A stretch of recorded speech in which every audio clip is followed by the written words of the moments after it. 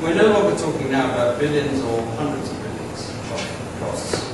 We're talking about, as Professor William Nordhaus up at Yale will tell you, we're talking about many, many trillions of dollars, the cost of what you will recognize I'm talking about. It's the longest chapter in our book, and it has to be.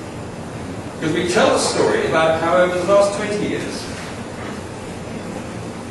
again, most notably in the European Union, alas, journalists, politicians, and above all, certain scientists, but by no means all, have been carried away by the belief that because for 30 years at the end of the 20th century, there was a modest rise in global temperatures, and because this coincided with a marked rise in CO2 emissions, the amount of carbon dioxide in the atmosphere, that somehow one of these things was caused directly by the other, and that therefore our planet today is threatened by the worst and greatest crisis in its history.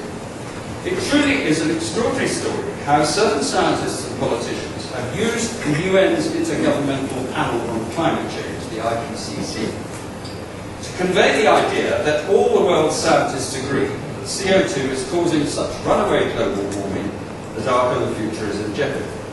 That famous consensus. But as its name implies, the Intergovernmental Panel is a political, not a scientific body. They have stopped at nothing to promote that idea of a consensus. They even completely rewrote scientific history when they produced that notorious hockey stick graph to show that global temperatures have recently been soaring to unprecedented heights, which required striking out whole chunks of the scientific record, showing that temperatures had actually been higher in medieval times and in Roman times 2,000 years ago. Now, I'm sure a lot of you are familiar with the story of the hockey stick. It's probably the most discredited single item in the whole history of science. But it's still there on the screen whenever anyone watches an inconvenient truth. And it is still being wheeled on with slight modifications, as if it really describes something that happened. But what is so shocking is that initially, when the IPCC started to report on climate change, in its first two reports, it published graphs based on huge quantities of historical and physical data, showing that temperatures over the last 2,000 years have been going like that, and in Roman times and in medieval times, temperatures were higher than they have become even in the last few years. All that in the third report, once the hockey stick had been produced, 6 times in that report, the hockey stick graph was reproduced, beginning at the top of page 1. And there it shows temperatures going along in a straight line until suddenly, in the last 10 years, 15 years, 20 years, they flick up like that to confirm the thesis that they wished to promote. As I'm sure you're familiar with also, you look at Al Gore's famous Oscar-winning movie. All right, this isn't the UN Intergovernmental Panel, this is Al Gore. But the fact is that there is hardly a single point or statement in that film which responsible, reputable, far more knowledgeable scientists have not been able to show was either, in some cases, completely invented, in other cases, so wildly exaggerated as to become mad, completely mad. Simple example, of course, Gore's prediction that sea levels by the end of this century will rise under the current global warming momentum, will rise by 20 feet. Even the IPCC didn't dare say that the sea level rise in the next 100 years would be more than between 4 and 17 inches. I think the most recent report slightly revised that up to 23 inches. 23 inches, IPCC, 20 feet or something different. As you know, far from there being a consensus, here in the States, you have some very distinguished, very expert scientists who have shown very considerable courage in questioning all this great scare of global warming. You've got Professor Linton up at MIT. You have Dr. Fred Singer here in Washington, who we had the pleasure of taking out to dinner last night. You've got NASA's Dr. Roy Spencer. You've got Anthony Watts. How many people in this room read What's Up With That? Does anyone? 1, 2, 3, yes, quite a few. What's Up With That is the blog or website of Anthony Watts, who's a very expert meteorologist. And anyone who's genuinely interested in global warming, that is one of the places to go to pretty well every day for the latest information. Now, as we've seen in so many other scares, but never more than on this one, possibly environmental tobacco smoke is another exception. These people who have dared to question, these dissidents, these heretics who have dared to question orthodoxy, have been subjected to the most extraordinary personal vilification and abuse, eagerly echoed far too often by the media. And that has been a very marked feature of, as I say, of many scares, but none more in this one. Now, until very recently, the orthodoxy has been absolutely carrying the day on global warming, above all in the European Union, this strange place that Richard and I have to live in these days, where our political leaders have committed us to a 60% cut in carbon emissions by 2050.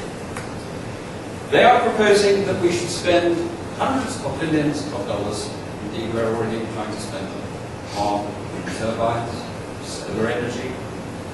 They're raising taxes, of course, lots of taxes. Energy costs are being raised in all directions. They're bad enough, because nature is intended, but once you get all sorts of European regulations on top of that, energy costs are going through the roof. More and more farmland, as you have also here in the States, is being given over to biofuels at a time when the world is facing its worst food shortage for decades. All this supposedly to delay the warming of the planet. If every part of the Kyoto Protocol was met, it would supposedly, according to the theory, delay the warming of the planet by 6 years. And this at a time when the Chinese are building 2 coal-fired power stations every week. I have no hesitation in describing this as by far the greatest act of political madness that I have seen in my life. Yet perhaps we have just one glimmer of hope. If steadily rising CO2 in the Earth's atmosphere inevitably means that global temperatures will rise, why then has the Northern Hemisphere had its coldest winter for decades? Here in North America, I think perhaps some of you here in Washington, a little further north, have seen all that white stuff coming out of the sky. On fire. It's made a few headlines, and it's been quite tough to live with several months of snow. Right across Asia, they've been having snow in places where it hasn't been seen, sometimes in living memory. Jerusalem, Baghdad, deserts of Iran. In Afghanistan and China, they've had a massive catastrophe because of the snow, on a scale which they haven't seen for 50 years. At the other end of the world, ice cover in the Antarctic in recent months has been 30% higher than any time since satellite records began in 1979. Now, of course, we have to be cautious about such things, but the fact remains that over the past decade since 1998, global temperatures have not continued to rise, as all those computer models beloved by the IPCC suggest they should have done. They first flattened out, and they have recently taken a sharp dip. None of this was predicted by those models on which the politicians have been relying for their information, as they plan for us to spend countless trillions of dollars on fighting a problem which may no longer be there. As I say, we have to be cautious about it. But if we look at the history of the global warming story and debate in the light of all those other scares that our countries have seen in the past few decades, there are far too many parallels here for comfort. That's why Richard and I have written our book, trying to show that it is high time to recognise the scare phenomenon for what it is, a particular form of human irrationality which keeps on reappearing and which has become very, very dangerous to us all. Back in the Middle Ages, not in the Middle Ages, just after the Middle Ages, you will, I'm sure, remember, in Europe, they massacred hundreds of thousands of women because it was imagined that they were witches in league with the devil. You had a little incident of your own, I gather, I can say. Now, we look back in our sophisticated, modern 21st century way, we look back on that witch craze all those centuries ago with total scorn and bafflement. How could human beings have been so irrational?